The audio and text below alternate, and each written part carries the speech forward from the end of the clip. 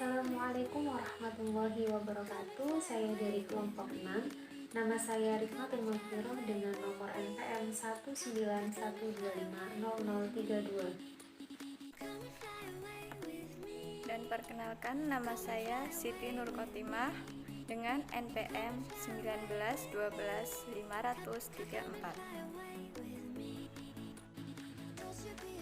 Baik, jadi kelompok kami akan menjelaskan materi mengenai pengertian sejarah, tokoh, serta pemikiran aliran Jabariyah. Untuk yang pertama adalah pengertian Jabariyah.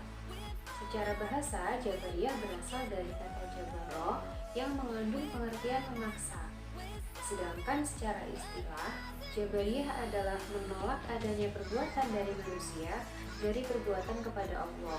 Dengan kata lain adalah manusia mengerjakan perbuatan dalam keadaan terpaksa. Kemudian ada pendapat lain, yakni menurut Harun Nasution, Jabariyah adalah paham yang menyebutkan bahwa segala perbuatan manusia telah ditentukan dari semula oleh qada dan qadar Allah. Maksudnya adalah bahwa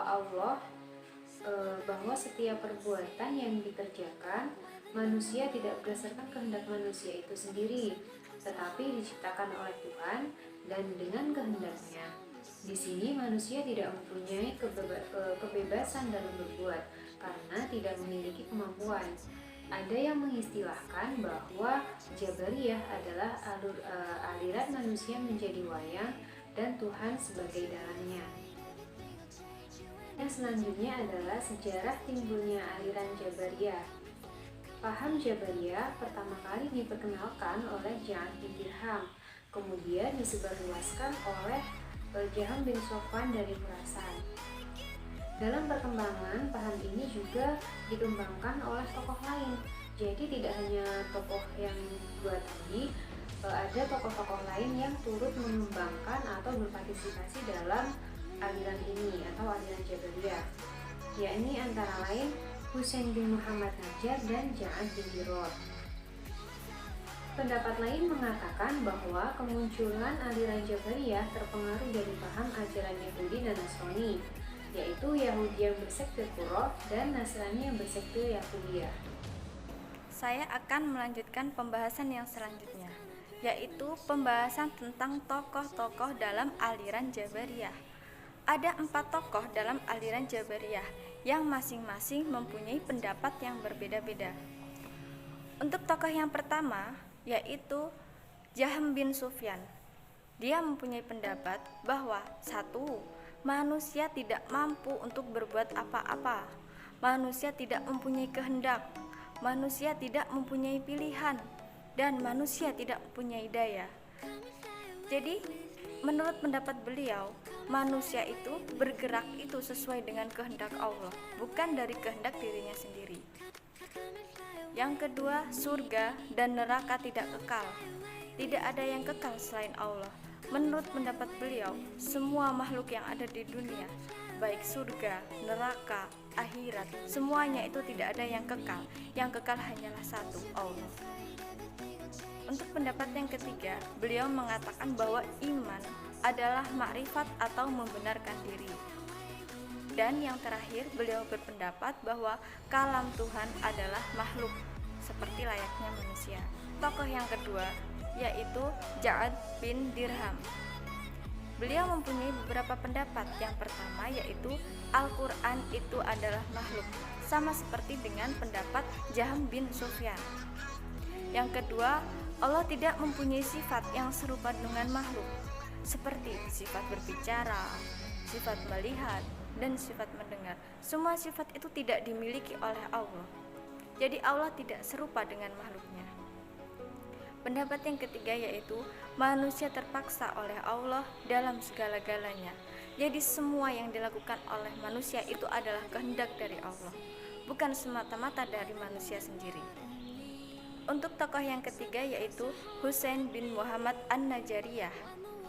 Dia mempunyai pendapat yang pertama, Tuhan menciptakan segala perbuatan manusia, tetapi manusia mengambil bagian atau peran dalam mewujudkan perbuatan-perbuatan itu. Jadi antara Tuhan dan makhluk itu saling berhubungan. Tuhan yang menciptakan dan makhluk yang menjalankan. Pendapat yang kedua yaitu Tuhan tidak dapat dilihat di akhirat. Menurutnya, Tuhan adalah hal yang gaib, jadi tidak akan dilihat oleh siapapun walaupun kelak di akhirat. Untuk tokoh yang keempat atau yang terakhir yaitu Dihar bin Amr. Dihar mengatakan bahwa sesuatu perbuatan dapat ditimbulkan oleh dua pelaku secara bersamaan. Artinya, perbuatan manusia tidak hanya ditimbulkan oleh Tuhan, tetapi juga oleh manusia itu sendiri. Antara Tuhan dan manusia itu saling berhubungan. Untuk pembahasan yang terakhir yaitu pokok-pokok pemikiran Jabariyah. Ada beberapa pokok pemikiran dalam paham Jabariyah. Yang pertama yaitu manusia tidak mampu berbuat apa-apa. Semua yang menjalankan itu adalah kehendak Tuhan. Yang kedua, surga dan neraka tidak kekal.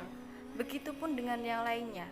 Hanya Tuhan yang kekal, seperti manusia, dunia, langit, dan semua makhluk Tuhan. Itu semua tidak ada yang kekal. Yang kekal hanyalah Allah. Yang ketiga, iman adalah makrifat dalam hati, dengan hanya membenarkan dalam hati. Jadi menurut paham Jabariyah, iman itu hanya dalam hati, tidak dalam perbuatan, tidak dalam ucapan, hanya dalam hati. Yang keempat, kalam Tuhan adalah makhluk.